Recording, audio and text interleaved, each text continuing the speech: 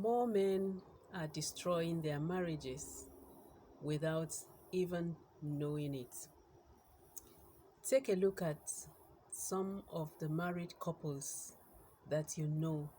I mean, people that you really, really know. People that you see and that you can observe.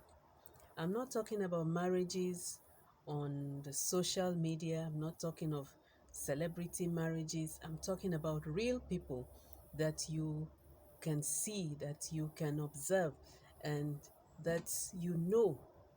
Now, observe the dynamics of their marriage. Look at the things that the husband does, the things that the wife does, and ask yourself, these things that husband and wife is doing, what are those actions that can help build the marriage, strengthen the marriage? What are the things the husband is doing that can help to strengthen his marriage, to build his marriage?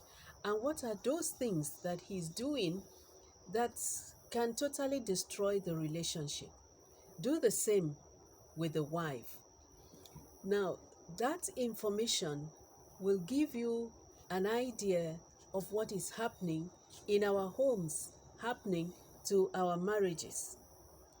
The truth is that the moment you enter into marriage, what you do or what you fail to do will impact your marriage for good or for bad. Your actions or your non-actions, the things you do, the things you refuse to do, or you ignore to do, or you fail to do, or you don't even know that you should do, will impact your marriage positively or negatively. So today, I'd like us to take a look at the fact that without knowing it, many men are destroying their marriages. My name is Dorothy, and I welcome you to my channel. I'm a Bible teacher, I'm a counselor, and I'm passionate about us rebuilding, restoring family values, and then building stronger relationships, interpersonal relationships, at home, at work, everywhere we go. That makes us better human beings, and that makes our world a better place to live in. Okay, so I don't have any statistics because some of you will ask me, where are the figures? I don't have any statistics, but from my observations and from counseling, I know that many men, or more men than women, more men than women are destroying their marriages. Yes, there are women who are destroying their marriages with their own hands, like Proverbs chapter 14 verse 1 would say, a wise woman builds her house, but the foolish one destroys her home with her own hands. But there are more men than women who are destroying their homes with their own hands. Now, the script we have been taught is that the success of the home, the success of a marriage, lies solely in the hands of the woman. It is wrong. It is not true. The woman has her role to play. The man has his role to play. Both husband and wife have their roles to play to build a strong and successful marriage. Now, if you look at those roles, husbands, wives, you will find out that more men than women are destroying their own marriages with their own hands. From when a girl child is young, she's taught, she's groomed, it is programmed into her mind that she has a duty, a responsibility to build a home, and she is like prepared for it. But we find men just get married, assume the roles of husband, and they have also been taught that they are men, they are male, they are the head, and so they kind of, in their minds, just sit on that pedestal without understanding their day-to-day responsibilities to be able to build that home and make it work? I'm going to make some suggestions. Number one, more men fail to provide the right leadership. There are more men who are not leading their homes, especially in recent times. Back then, several years ago, in the times of our forefathers, our fathers, men took their position and their roles seriously, and they were the leaders in their homes. But today, because of whatever technology advancement and all that, many men, more men are abdicating their responsibility. They are throwing away their roles and their responsibility. They are handing it over to the women in the marriage. So more men fail to provide the right leadership to build a strong marriage. Leadership is everything. And even at home, leadership is everything. Everything falls and rises on leadership. You have bad leadership at home, you are going to have a bad home. You have good leadership, you are going to have a good home. So whatever the head or the leader does is going to trickle down to everybody that is in that home. We have more men who don't understand what it means to lead, what it means to be a husband, what it means to be a father, what it means to provide, what it means to protect, what it means to be the priest of the home. They do not understand this. They just understand that they need to go and work and bring in the money and give the money, and that's all. And once they have done that, they have fulfilled their obligations. There are other things that leadership in is all is an all-encompassing idea. It's like you have the leader of an organization or a company. What that leader does will affect the growth or otherwise of the company. You have a leader, a president of a country. What he does or fails to do affects the country. So the leader in the home is the husband, is the man, and what he fails to do or what he does wrongly will also affect the marriage. There is unequal household responsibilities. Unequal household responsibilities because there cannot be a vacuum. When the man fails to lead correctly, somebody has to step in, and usually the wife will step in. The wife will step in to occupy or take or do something so that everything will not fall apart. For instance, if there is no food at home, the woman is not going to fold her hands and watch her children starve. She will do something. Of course, that is not to say that women should not contribute financially to the running of the home, but everything should work in a balance. Everybody should understand their roles and their responsibilities. Marriage is a partnership. Marriage is shared responsibilities. So when there is an unequal responsibilities, unequal sharing of responsibilities, you find one person carrying more load physically, financially, emotionally than the other person, and such a marriage is not strong, it's weak, and it's a matter of time it's going to fall apart. More men fail to communicate adequately. Men have been taught that they should not show their feelings. They should not express their feelings. They should bottle up everything inside. They should show that they are men and they are strong. Boys do not cry. We have taught our children that, which is wrong.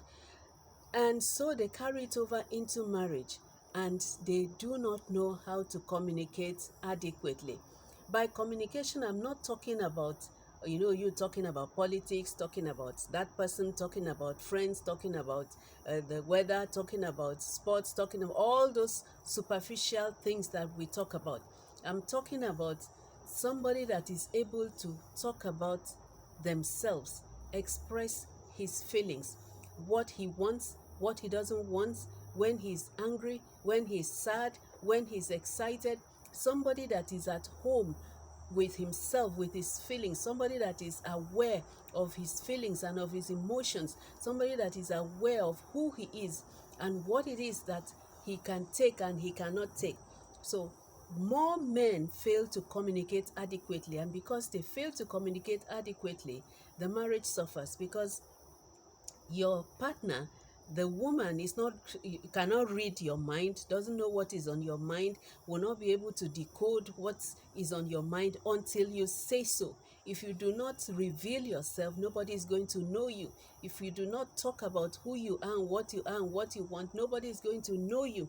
So men would rather talk about those superficial things and laugh about it and think that everything is fine.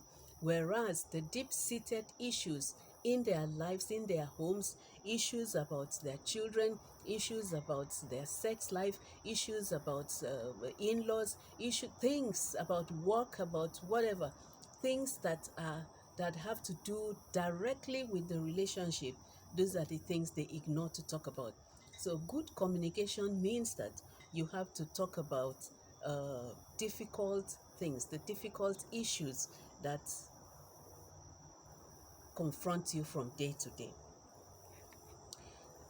Number three, more men are absent from their home than women. More men are absent. Some are physically absent, some are emotionally absent. Physically absent doesn't mean that he doesn't live there. He lives at home, but he probably wakes up very early to go to work and comes back very late from work. And sometimes he's physically there as well, but he's all by himself. There's no interaction between him and the wife or the children. So they are absent. They are absent physically and emotionally. There is no emotional connection. There is no talking. There is no playing together. There is no relation. There is no friendship. There is no connection. There is no companionship. They are just there. So more men are absent from their homes. Why? Because pressures from work, pressures from responsibilities outside the home put a lot of pressure on men to be able to meet deadlines, deliver this, deliver that, make more money, do this project, work on that activity. And so they are facing all these things, and they are neglecting and ignoring the fact that their presence physically and emotionally is needed at home. Number four, more men are unfaithful to their marriage vows. More men are unfaithful to their marriage vows. They believe that, or they have been taught that boys will be boys. So because they are boys, because they are men, they are permitted to cheat, and they are permitted to live a promiscuous life. One man cannot uh, live with one woman for the rest of his life. I've heard some men say things like that. And they think that even God will excuse them, for these things. They think that God will excuse them because God created them to be males. And they think that it's biology. That's what somebody said. He said it's biology. One man cannot be with one woman for the rest of his life. It's biology. If it's biology, you have already taken away the responsibility from yourself. In other words, you don't have control. It's biology. So more men are unfaithful to their marriage vows. And I wonder why they take those vows, which means that when they are taking those vows on the wedding day, they are actually not thinking about what they are saying. They don't have the idea that those words are binding on them, or they just think that it's a ceremony, something they do just to fulfill all righteousness, just to get married. But we need to think deeper about the vows we make, about the words we speak. If you are not going to commit to one woman for the rest of your life, by all means, don't get married. Don't explore other types of marriages. Don't go into Christian marriage, because I'm talking to Christian men here. Don't go into Christian marriages. Don't get married and then in your heart you believe that, oh, it's the right of any man to cheat. You can have as many women as you want. And some even tell me that even people in the Bible had more than one wives. They quote Solomon, they quote all those people to excuse their behavior. But if you come out to say, I'm taking you to be my wife, forsaking all others, I will cling to you alone, you should be ready and willing to keep that vow. If you know you will not keep it, then don't go that route. Number 5, more men fail to prioritize their marriage. They put every other thing before their wife and their home. They put every other thing. They put work before the marriage. They put extended family before the marriage. They put church activities before the marriage. They put every other thing comes before the marriage. And they only give the crumbs to their wives. They only give the crumbs to the children. The home comes last. The right priority is for you to put your home before every other thing. It is God first. Your relationship with God comes first. And by your relationship with God, I don't mean church activities. I mean your walk with God, your daily walk with God, in prayer, in Bible study, in obedience, in listening to God and paying attention and doing what God tells you to do. Your walk with God comes first. You seek to know God, you strive to know Him, you build your relationship with Him. After that, your marriage comes next. You work on your marriage with everything that you have to be able to strengthen it and make it work. You work on your marriage. You love your wife. You love your children. You be the leader. Set a good example before them. On a daily basis, seek the face of God and ask Him, how do I present you? How do I reflect the life of Christ in my home? That's what leadership is all about. Christ loved the church and gave Himself for it. How do I reflect Christ in my home? How do I lead in such a way that my children will be drawn to you, that my wife will be drawn to you, to the life of God and to the work of God? How do I do that so that other people outside my home who see me will be encouraged, will be inspired to also build a Christian home? How do I make my home an example to other believers? Prioritize your marriage.